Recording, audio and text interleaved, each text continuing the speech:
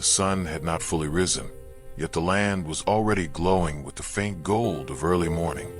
The sky stretched endlessly, painted in soft hues of pink and lavender, as though God himself had brushed his hand across it.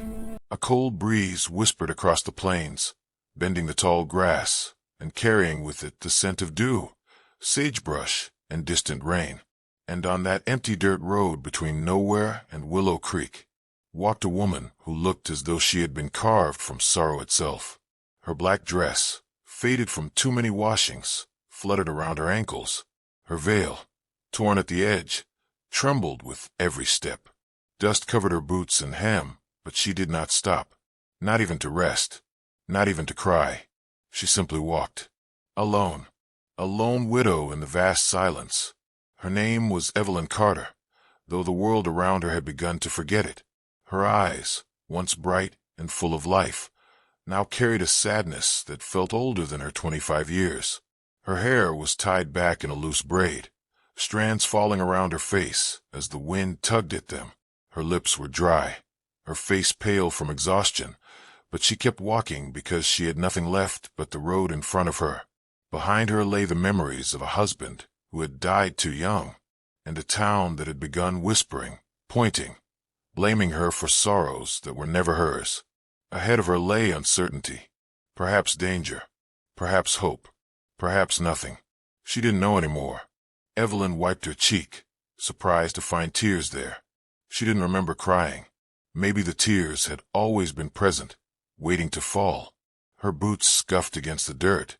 One step, then another, until the distant thunder of hooves made her freeze.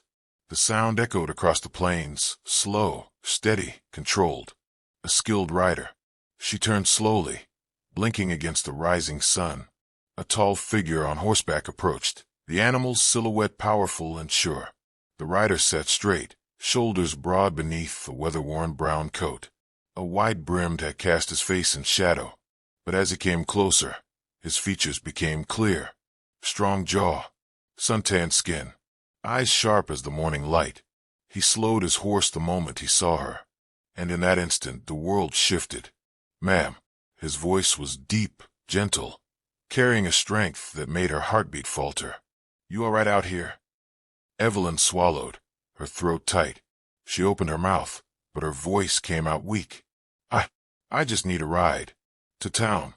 The rider studied her carefully.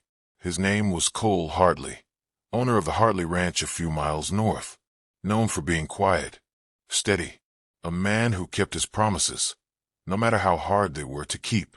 Cole stepped down from his horse, boots hitting the earth with a soft thud. "You've walked a long way," he said. "You look like you're about to fall over." Evelyn lifted her chin stubbornly. "I can manage." Cole's expression softened as he removed his hat. "You don't have to." She blinked, surprised at the unexpected kindness. Cole offered his canteen. "Here, drink." Her hands trembled as she took it. The water felt cold and alive in her chest, waking something inside her she thought had died. The faint flicker of hope. "Thank you," she whispered. He studied her again. Her tired eyes, her shaking hands, her soft, broken voice. "You're a widow," he said gently, noticing the veil. The words cut the air like a blade. "Yes," she whispered. "I was." Cole didn't ask questions, didn't pry, didn't judge. Instead, he offered his hand. "Come on. You shouldn't walk alone. I'll take you to town." She hesitated, not because she didn't want the help, but because receiving kindness felt too heavy, too unfamiliar. Still, she reached out and placed her palm in his. Warmth met her skin, a warmth she hadn't felt since the day her husband died. Cole lifted her gently onto his horse. As he mounted behind her, her back brushed his chest. His breath touched her shoulder. Her pulse skipped. She looked down quickly. "Is it far?" she asked, trying to steady herself. "Close enough," Cole replied. "Far enough to talk." And so they rode. The horse moved smoothly beneath them, hooves kicking up soft clouds of dust. Evelyn felt Cole's presence behind her, solid, certain, like a wall between her and the world that had hurt her too many times. After a long silence, she whispered. I didn't want to stay in Carter's Bend. People weren't kind. Cole's jaw clenched. I know how some townsfolk can be, he said, but you don't deserve that. Her eyes stung. I don't belong anywhere anymore. Cole leaned closer, voice low and steady. You will. Her breath caught. We're close, Cole said after a while, guiding the horse up a ridge. Willow Creek spread out below them, bright, busy, noisy. Evelyn stared at the town, her fingers tightening around the saddle. Cole watched her expression carefully. You scared? He asked. A little, she admitted. Cole's hand brushed hers, gentle, brief, reassuring. You'll be fine, he said. I'm right here. She turned her head slightly. Why are you being so kind? Cole's voice softened. Because you needed it. Evelyn blinked fast, the wind drying the tears on her lashes. As they started down the ridge, she spoke again. Cole, once we reach town, you don't have to stay with me. He surprised her with his answer. I'll take you, he said firmly. Only if you promise to come back home. Evelyn froze. Home, she whispered. Where's home? Cole's eyes didn't waver. My ranch. Silence fell between them. Heavy. Emotional. Electric. I don't know if I can promise that, she whispered. Try, he said softly. She looked toward the town once more, then back at him. Finally, she nodded. I promise. And Cole exhaled slowly, as though he hadn't realized how tightly he'd been holding his breath. They rode toward town, unaware that nothing about their lives would ever be the same. The sun had fully risen by the time Cole and Evelyn reached the edge of Willow Creek. Morning light bathed the wooden buildings, hitching posts, and storefronts in gold, revealing the simple beauty of the small western town. Smoke curled from chimneys, horses snorted, wagons creaked across the dirt road, and the murmur of early risers echoed between the buildings. For anyone else, the scene might have felt peaceful, but not for Evelyn. Small-town eyes had a way of lingering too long, especially on widows.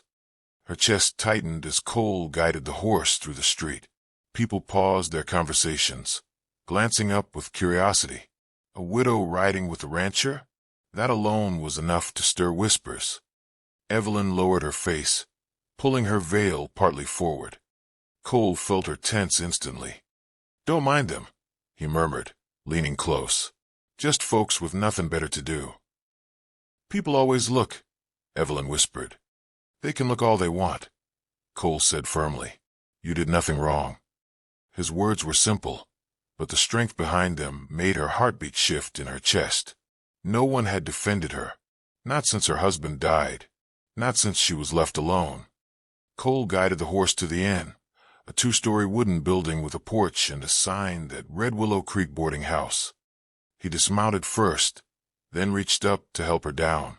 His hand circled her waist, steady, warm, and for a moment Evelyn forgot how to breathe. Her boots touched the ground, but she didn't step away. Cole seemed to pause too, his fingers lingering longer than necessary before he let go. The moment broke only when an older woman passing by cleared her throat loudly, eyeing them suspiciously. Evelyn took a small step backward, embarrassed. Cole ignored the woman. Go on in, he said gently. Tell him you need a room. I'll be right here. Evelyn nodded and walked inside. But as soon as she entered, the room fell silent. 3 men at the corner table stared.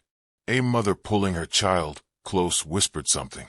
Even the innkeeper, a stout man with graying beard, studied her with a wary expression. I need a room, Evelyn said softly, setting her small satchel on the counter. The innkeeper didn't answer immediately. His eyes flicked toward the veil, then back to her face. You're the widow from Carter's Bend, he said at last. Not a question, a judgment. Evelyn swallowed. Yes.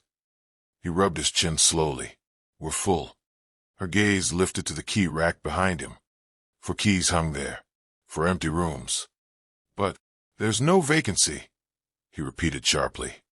Evelyn's breath trembled. The room felt colder. People were staring again, judging again, rejecting her again. She didn't argue, didn't plead, Didn't cry. She simply picked up her satchel and walked out. Cole was leaning against the post, arms crossed, studying her face the moment she stepped out. "What happened?" he asked, voice low, already knowing the answer. "They said they're full." Cole's jaw clenched hard. "They're lying." "It's all right," she whispered, staring at the ground. "No," Cole said, stepping closer. "It ain't." "Cole, please." But he didn't let her finish.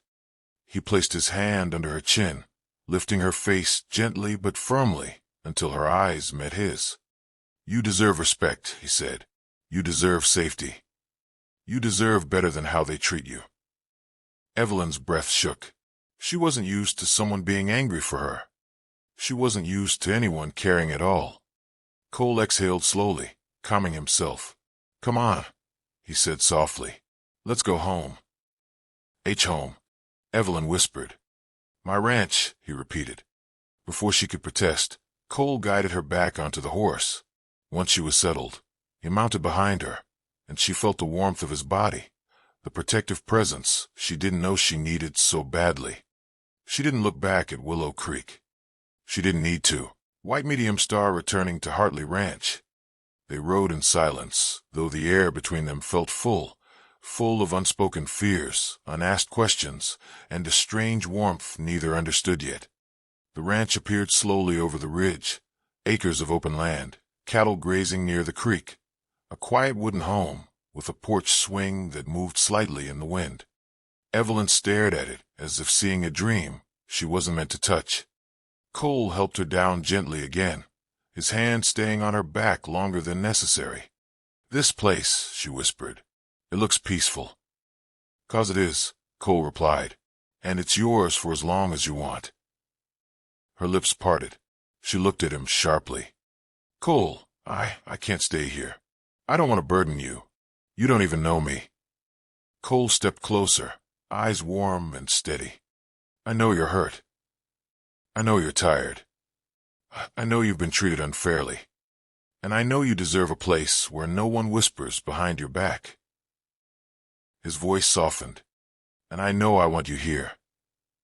Evelyn's breath caught. Cole opened the door for her. The house smelled faintly of cedar, coffee, and something unmistakably homelike. He led her to the small guest room.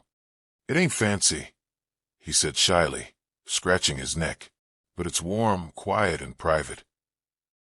Evelyn stepped inside, staring at the neatly made bed, the folded quilt, the vase with dried prairie flowers. You prepared this," she whispered. Cole looked away. "Didn't know when. Well, didn't know if I'd need it. Just thought maybe someday." Her heart fluttered painfully. He had always been this kind, even before knowing she existed. "Thank you," she said, voice trembling. "Rest a bit," he murmured. "I'll get you something to eat." But before he could leave, Evelyn caught his sleeve. "Cole." He turned instantly. Her eyes were wide, vulnerable, glistening. "I don't know how to be in someone's home anymore," she whispered. "I don't know how to trust kindness. I don't know where I belong." Cole stepped closer. His voice was a whisper of its own. "Evelyn, you belong wherever you're seen. Heard. Respected." He touched her hand gently. "And I see you." Her breath shook. "I'm afraid," she said. "I know," he whispered, "but you're not alone." Her fingers curled around his.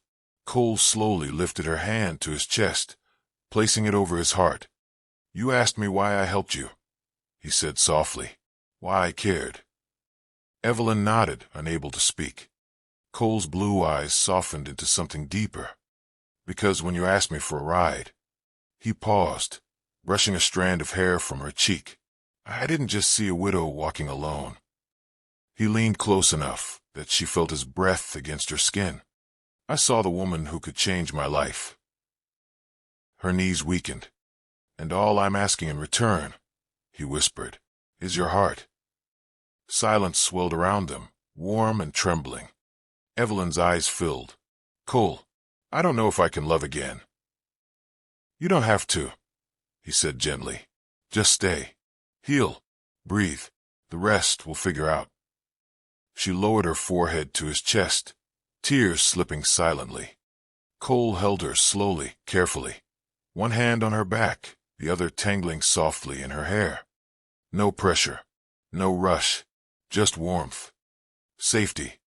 A home she never thought she would feel again. White medium-star days passed. The ranch became her refuge. Evelyn began helping in small ways, cooking breakfast, feeding the chickens, brushing the horses. Cole pretended he didn't notice how beautifully she fit into the ranch. But he noticed everything. The way she laughed softly when the barn cat rolled in the hay, the way she hummed when hanging laundry, the way her eyes softened whenever Cole entered the room. He tried not to stare. He failed every time. And Evelyn, she began to feel something she feared. Hope, safety, attachment. Sometimes she watched Cole from the porch while he worked, muscles flexing as he threw hay bales, his shirt half-buttoned in the heat, sweat glistening on his neck. She would look away quickly when he caught her staring. But she stared again moments later. They grew closer in small moments. A shared cup of coffee on the porch, Cole placing his coat around her shoulders during cold nights, Evelyn stitching his shirt when it tore, Cole brushing a leaf from her hair, the two of them laughing unexpectedly at nothing. The ranch no longer felt like his. It felt like theirs. White medium star, but shadows always return.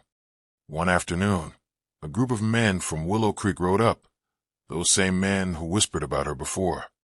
Cole was chopping wood. Evelyn froze on the porch. "Cole Hartley," one man barked, "is it true you're harboring the widow from Carter's Bend?" Cole straightened slowly, eyes hardening. "She's not a criminal," he said. "She brings bad luck," another muttered. "Death follows her." "She brings none of that," Cole snapped. "We want her gone," the man insisted. "She shouldn't stay here." Evelyn stepped back, hands trembling. Before they could say more, Cole moved, placing himself between Evelyn and the men. "You boys best listen close," Cole growled. "She's staying here, under my roof, under my protection." The men stiffened. Cole took a step closer, eyes blazing. "And if any one of you thinks to bother her again, you'll answer to me." Silence. Heavy, dangerous, final. One by one, the men backed away. Cole didn't look away until they disappeared beyond the ridge. When he turned back, Evelyn was crying. "I'm sorry," she whispered. "I never wanted to bring trouble to your door." Cole stepped onto the porch, cupping her face gently. "You didn't bring trouble," he said softly. "You brought purpose." Her tears fell faster. "You deserve a life with someone strong," she whispered. Cole leaned his forehead against hers. "I want a life with you." Evelyn froze. Cole brushed his thumb along her cheek. "You kept your promise," he murmured. "You came home." She swallowed. "And you?" Cole smiled softly. "I kept mine," he whispered. "I asked for your heart." Evelyn's breath trembled. "And do you still want it?" she whispered. Cole's answer was immediate. "With everything I am." Evelyn closed her eyes, tears falling freely. She lifted her hands, placing them against his chest. Then, slowly, bravely, she rose on her toes and pressed her lips softly against his. The kiss was gentle, warm, full of gratitude and longing and the beginning of something beautiful. When she pulled back, Cole whispered against her lips, "Welcome home, Evelyn." She smiled, really smiled, for the first time in months. And in that moment she knew. The widow no longer walked alone. The rancher no longer worked alone. And two broken hearts had found their missing piece in each other. The end.